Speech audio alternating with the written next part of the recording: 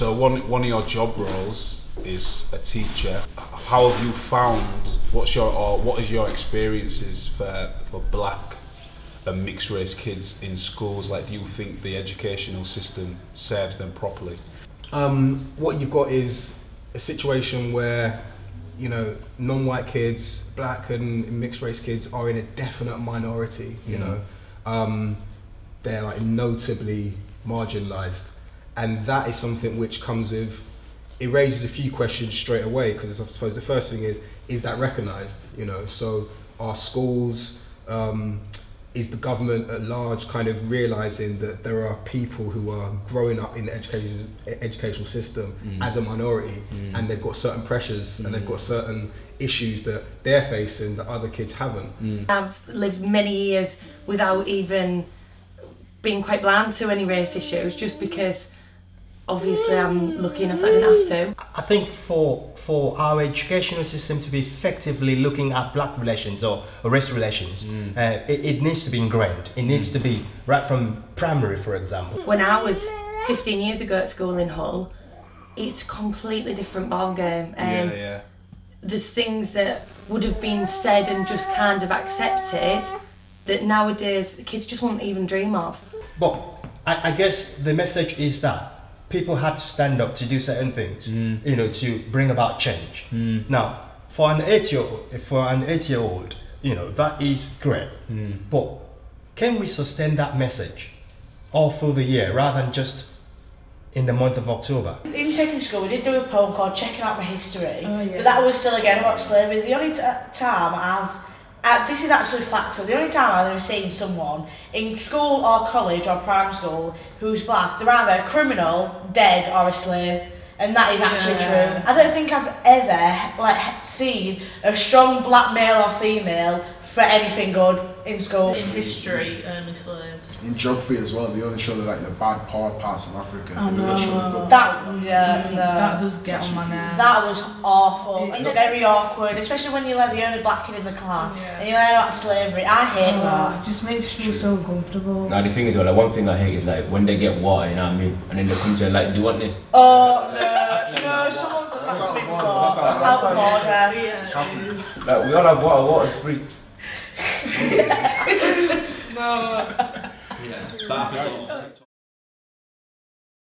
I just always remember, especially like as I got older, felt like an outsider. I became a mosher, a rocker. So basically, like, there wasn't no other, until I met Kofi, there wasn't no other like black or brown kids that was like really moving in those circles. There was definitely teachers that looked out for me. Now I know your experience was a bit different.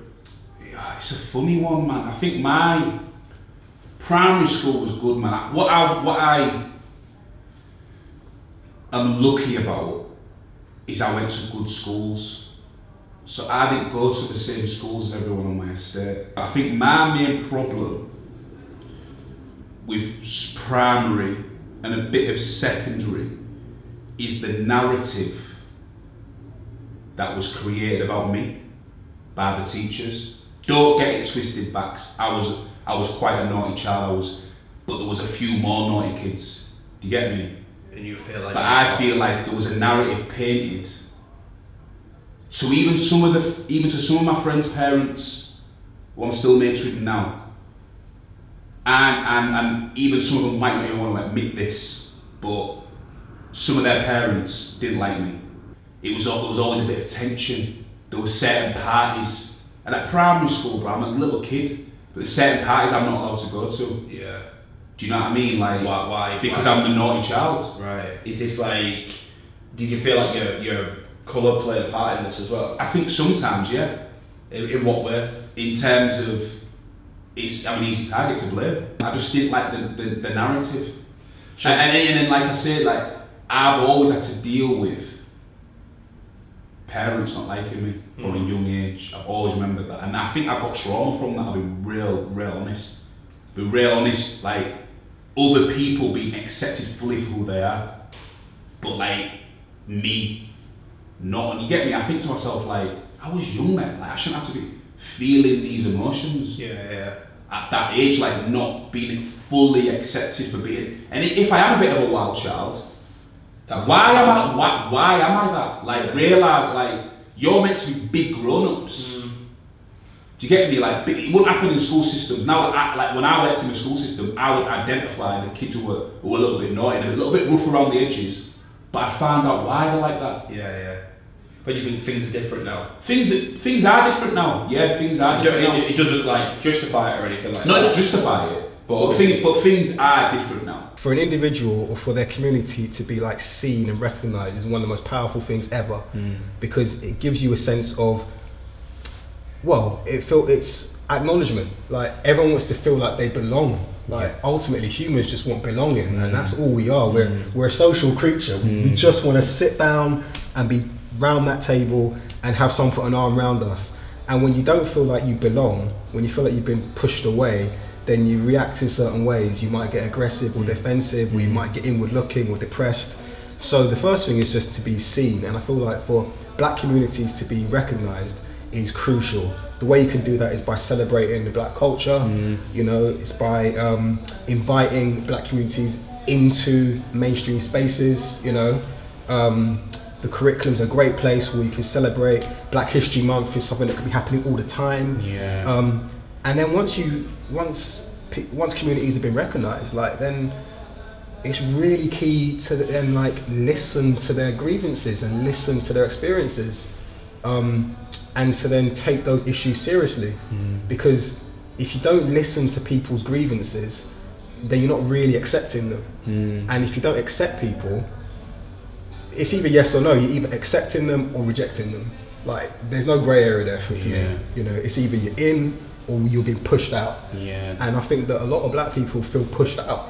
You know, and that's something which I'm sure that you know it too, like on a personal level, you live that feeling of feeling excluded by the society that you're part of, and it was not your fault because you're just a baby born in the world trying to make a go of it. This was like last month, but I had like it's kind of normalised now. Like it's funny racist, but it's still like it wasn't funny. Like I was walking past like on Preston Road, and like like all the chavvy boys, and you like try and walk past them. One of them said to me, "Hi, hot chocolate." Like, what do you want me to say to that? What do you want me to say? So I just give them the look like, and then carried on walking. Yeah, that's what I was saying. If I'm walking down the street, I walk them all the time, and it's just like not even look like 10-year-olds just messing about, like saying like the M word and stuff. And I don't think they mean it harmfully. Well, like maybe like not like harmfully, but they just say it because they think it's funny, and I'm like, yeah. Like I'm not gonna stop and be like, you're racist. I'll just carry on walking. It's too normalised. Yeah. I feel like it's heavily in school as well, like secondary school days. 100%. Oh my god. What, like racism or people saying the N word? In general. Both ways, to be honest. But I feel like when I don't know what you lot, but like when I was in like secondary, like end of primary school, secondary school, like the N word and racism, it was kind of like being cool. Like if you was racist, like you was like, because it was lurky then. And like I don't know, like especially like in my school, there's only like 3 black kids, so you just have to like. I feel guilty myself though looking back, like because I just laughed it off. But like if I was more confident back then, I'd be like, that's so racist. But you've got to like, because it's like survival of the fittest. I'm not gonna go up to a bunch of like 50 white people like you're racist. No chance. Would you say you feel more comfortable when you're around other black people then? Yeah. 100%. Yeah. And why is that? Because they can relate to you. Yeah. There's like a lot in common, like in like background and like upbringing, like you come around like the same. I don't know how to say it, but it's like a safety blanket, innit? Yeah. And would you say that? Well, go on. I don't know. Well, from primary to secondary until I've gone to college now, majority of my friends have been white. Yeah. So I've been hanging about with white people. I've had like in secondary I had 1-2 black friends, but like I've only like mixed. Yeah, like for us three, because I feel like especially growing up, when you're mixed as well, there's not many black role models type of thing. But then when you get older, you finally meet like when I came to St Mary's, like there's so many different cultures, and it's actually nice because you finally find people you can actually relate to, like they understand you. Yeah, it's like totally different. And so, is that to say then that you feel uncomfortable around white people, or just more comfortable around black people? Yeah, Just more comfortable I don't around know. black people. Maybe for you guys, but my mum's white, so Yeah. For me, it's different because like, I'm more like confident like around black people because like, I can like talk about anything and like be myself there. But like, with like most white people, I'm like a bit laid back. Like I just keep quiet most of the time. Like, I don't talk as much. I'm with him on this one. So, are we getting into the realm of feeling like you have to tone it down? Yeah. Yeah. that is true though, because They just look at my us like- friends are used to it, but like white people don't know me. They're like, "Oh, you're so loud," but black people are just loud. That's just how Yeah, it just is. naturally loud. Yeah. I feel like we have like a in our chemistry. nature. Yeah, straight away. Yeah. Some would argue that black and say maybe like non-white students in general Yeah. are not being properly served in the school system. Okay. What's your thoughts on that? I think there's different ways to serve students, and I think in terms of are they learning the same things, have they got the same opportunity for the GCSEs? Yeah. Are they being represented? Absolutely not. And when you say represented, you mean So like I'm an English teacher, so in like what you're teaching them? in what we're teaching About black people and Yeah, black history, black and- culture. Yeah, and we don't have many black teachers, and that's not something we can say, oh, well, every black person needs to become a teacher. Yeah, yeah. But even in the school, they're not seeing other black adults Yeah. around them. Yeah. And so, in terms of, are they getting the grades? Yeah. But then if we've still got things like Of Mice and Men, which, again, 5 years ago, I loved teaching that, but now, when you think, is it acceptable to have some of the language that's in that book said by white student or any student? So I remember Of Mice and Men. Do you remember? I never got taught it. Did you not? No. So never got taught it. And I remember, you know what? Now you talked about that, like I remember me stepping in for an English teacher, and because an English teacher, the English teacher I had to step in for was head of the year that I was in. Right. And I was doing my daily like walk of the classrooms, see if kids was behaving. And he'd said, "Oh, can you just come in here and just read this book with the kids?" And I remember reading the book and like the terminology in there and like. Was it Of Mice and Men? Yeah, and they was reading it in front of me, and I thought, this is weird. This. Yeah, Like, yeah. I couldn't have picked a more worst moment to be walking down the corridor and the teacher asking me to fit in their class, and I thought, yeah. And you've said a worst moment, and that's the thing, isn't it? Yeah. Like, And you're an adult as well. Yeah. So do you think, as say a young black or mixed race kid in the classroom, when that starts to go on, not to say that it's a bad book or anything like that, but is that gonna sort of put an unwanted spotlight on those kids? I think so, and I think the way you can go around it is saying because it makes people uncomfortable. That's the whole point. There's other ways to address these issues without actually saying terminology that don't need to be said. Yeah. And it's also not up to white people, I think, to say we should use that word or not. Can we talk about the N-word then? How do you feel about the N-word? Is it a word that you personally use? Are you for it or against it? I use it. I use it as well. I use it, but I'm 50-50 because half of me is like, no one should say the N-word, but at the same time, I think, well, black people, mixed people should, because we've reclaimed the word, we've took it and turned it from the negative to the positive. That's like our greeting to people, like that's our culture now. Like for years that's like a disgusting word, and now we've changed it into something positive, like saying like my, that's like saying like, oh, my best friend, my brother, my sister. Yeah, but at the same time, like that's kind of bad because you know, like these white people, like they think that like they can say. That's what I mean. This is why I feel like no one should say it, because now that it's normalised in like the black community, all the white people think they can say it, and then there's a big argument, and then in songs and everything like that, and it's just too much. But then it's long. Like, especially like, you know, on TikTok and that, like where white people like instead of saying the N-word, they like cover them out. I think that's just making more of a thing of it than what needs to be. Do you know what I mean? So I don't know. So do you ever say it? Even in songs? No, yeah, in songs. But I have to agree with Aisha on this one. Yeah. That you shouldn't be saying it. No. And what about you? I never say it. Personally, I don't know why, but personally, I never say it. I don't think I've said it like once or twice, but I wouldn't like just say it just like as a normal thing. I don't know. I just don't feel like I need to say it. I get the whole like reclaiming the word, like making it like a better thing instead of like using it to offend people. But personally, I just don't say it. So let me ask, off the back of Bojane's comment, do you think it confuses things for your white peers to not only see you guys say it, but also most of their role models, the music that they listen to? Do you think that? Yeah. Like even my mum gets confused like before. Like I've said like, oh my nigga, like don't say that. That's racist. But then, how is it racist when I'm black like me? But it's like white people shouldn't say it at all though, because it's been used as an insult for so many years. Like, they shouldn't be able to say it. It's alright if we say it. That's what I think personally. But anybody else who hasn't got a bit of black in them or whatever it is, like they just shouldn't be able to say it. So some people would say that if you say you have a white friend, you can give them like an N-word pass or permission. But That's all corny stuff. Mm-mm. People used to beg for it and everything. Yeah, but then primary school, like secondary school, do I have permission for the N-word pass? No, like what do you think this is? Music right now is giving a lot of young kids, a lot of young white British kids, almost like a pass to say. For them, innit? For me as a black man, it's not acceptable because I don't say it. Yeah, so we don't say it. The black artists need to be conscious about that word. Yeah, but they're saying it. When they're saying it, but and they're saying it for a reason. In their environment, it's okay to say it. Yeah, but put it this way, I'll always say a white man can never call me the N-word. Yeah. Getting punched in the face. Yeah.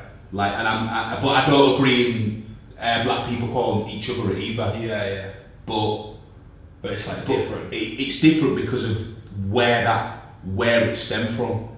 Why they call each other, like in the slave trade and in the American days, like in the old American days, why they embraced each other back then as a term of endearment. Yeah, but now, but like I say, I get your point. I get your point of view as well. Now they're just selling themselves down the river, mate, because it's like a cool buzzword. Like it's like one of the few. It's one of the few like frontiers, the few boundaries that like every other boundary's been broken. But black people have got this thing, and not just black people, certain groups of black people, like, and it's similar to that book, because I reckon if you was to say, what's a more valuable use of the N-word, of Mice and Men, or like the new Skepta track, right, or the new Octavian track or whatever. Which is a more valuable use of the N-word in terms of like what's going to teach people about what that word actually means and the power of that word. It's not going to be to my mind, it's the book. Because that book isn't trying to glorify and sensationalise the word. It's using the word, but again, it's in a time that the book was set in. But again, in my opinion, it's ownership. Yeah, but in my opinion, why do we want to own it? We might not want to own it. We might not want to own it, but we're allowed to have things for ourselves because there's certain other races that can. True, but there's certain. But you can't then sell that to white people. It's white people's choice if they want to buy it. Yeah, but it's the same thing. It's one of my pet hates, though. I ain't gonna lie. Like, how come you can say it but we can't say it? Like, what do you want to own everything we have? Yeah, but do you want to own everything we have? Like. What do you mean? It is a pet peeve. I get like that question is a peeve of mine. Like, how come you can say it, but we can't say it? Why do you want to say it so much? Yeah, but like why do you? I think they want to say it because the people that they are no. Sometimes, bro, no. I've had conversations where I know that ain't the reason. I know they want to say it because they feel jealous. They can't say it. Yeah. Oh, you lot can call each other, but why can't we? I definitely agree with some of the things what you say. Like, basically, you're saying, how can you expect white people to not say the N-word when rap's the most popular music in the world, and probably the biggest consumer of rap music is white people. And half the lyrics is so and I totally and that's where, and I've said to you that black people need to sort it out, bro. I'd like, when it comes to the whole black thing, I know we've got our own problems, bro. Massively as a community we've got some, but I will always say that stems from the systematic racism we've suffered over the years. And I'm not just blaming it on that, but it trickles down from that. But you got to think we were Africans were slaves, bro. Like, we had no choice to be slaves, bro. We were captured and taken. Do you get me? Like, people always compare us to the Indians and the Asians. Asians had a choice to come to England. Black people didn't. We were captured. So you got to think, if a group of people are being captured, it is good. Like, say like me and you were slaves and we were just captured to come to England or America or whatever. We're going to have certain mentalities, mate. We're probably going to hate each other. There might be a chance where one of us could be, we might be both working in the yard, and there might be an opportunity for us to get a job in the house. So we're automatically going to hate each other. So from them days, we've been picked against each other. But aren't we away from those times though? But you've got to think it's been ingrained. And I think you know what, Bax? I think we are real slowly getting away from them times.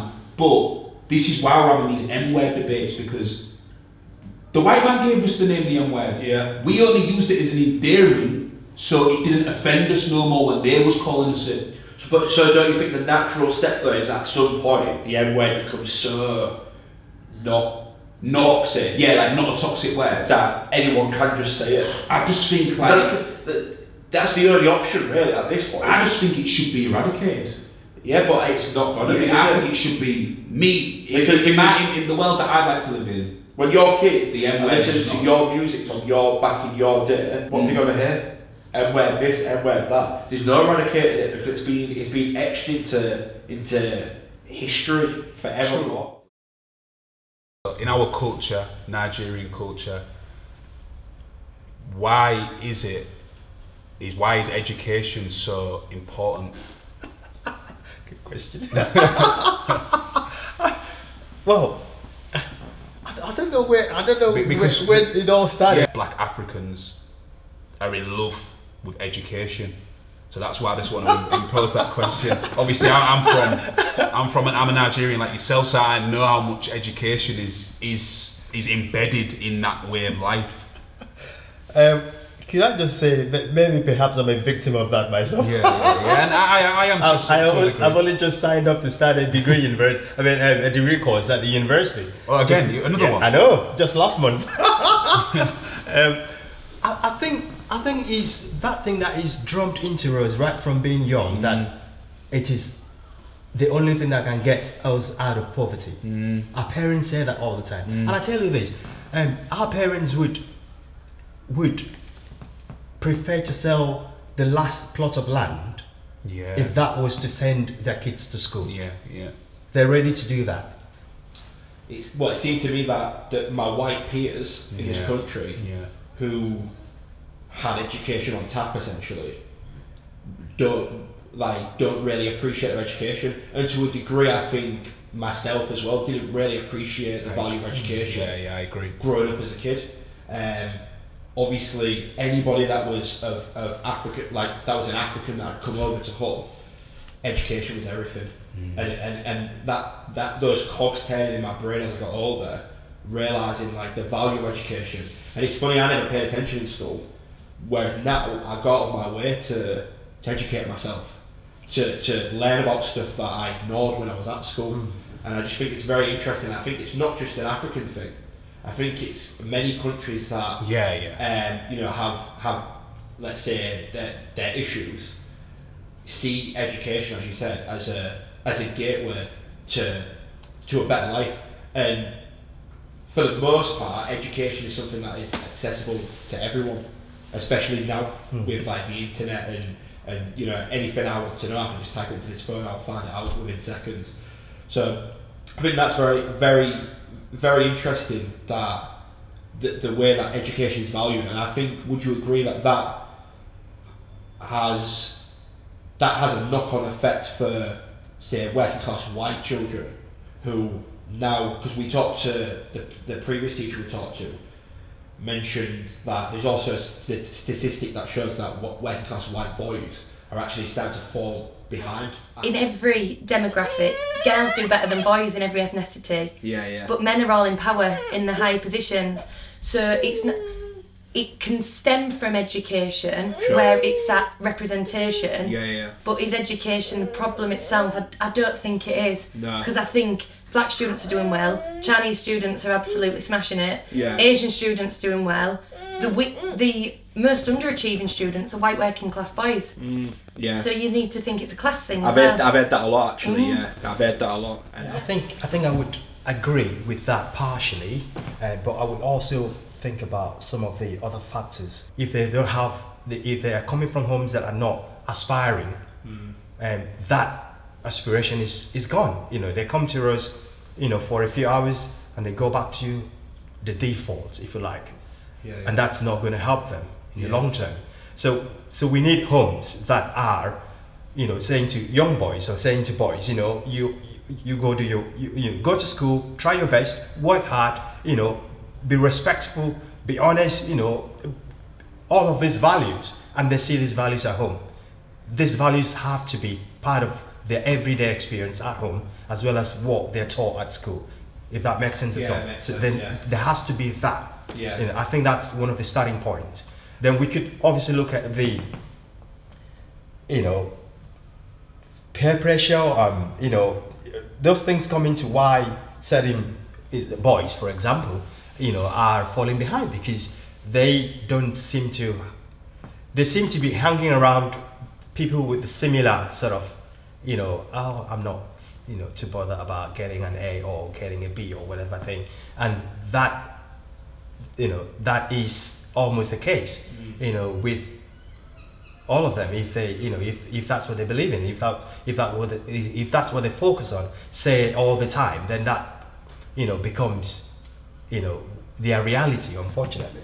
Well, my message for every young person out there, regardless of race,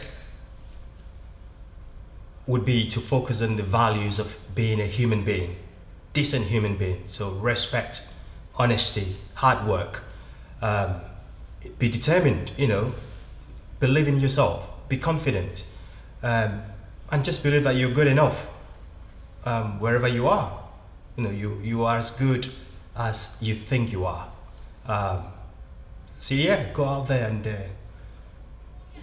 dream big, achieve big. The life is, you know, it's like a boat. Yeah. But you've got to jump, you know, in it to, you know, to make it take you somewhere. Yeah. I think it's a black sort of, if you live in a heavy black community, sort of metal seen as like some, like you said earlier, just a weird white kid sort of thing. Yeah. It's sort of seen as that, like, oh, what are they doing making these stupid noises? And to be fair, that's probably the sort of view seen from most of society. But especially in sort of the black community, when I talk to people now, they're like, oh, you like that, but that weird metal shit. They're all shouting and stuff. And I'm like, yeah. Yeah, it feels quite like that. Yeah. It's quite a bit. I feel embarrassed sometimes for like saying that I'm into that sort of. I don't talk about it a lot with people because it's, from what I've seen from like the black community, it's sort of seen as just that weird white person thing that only like school shooters listen to.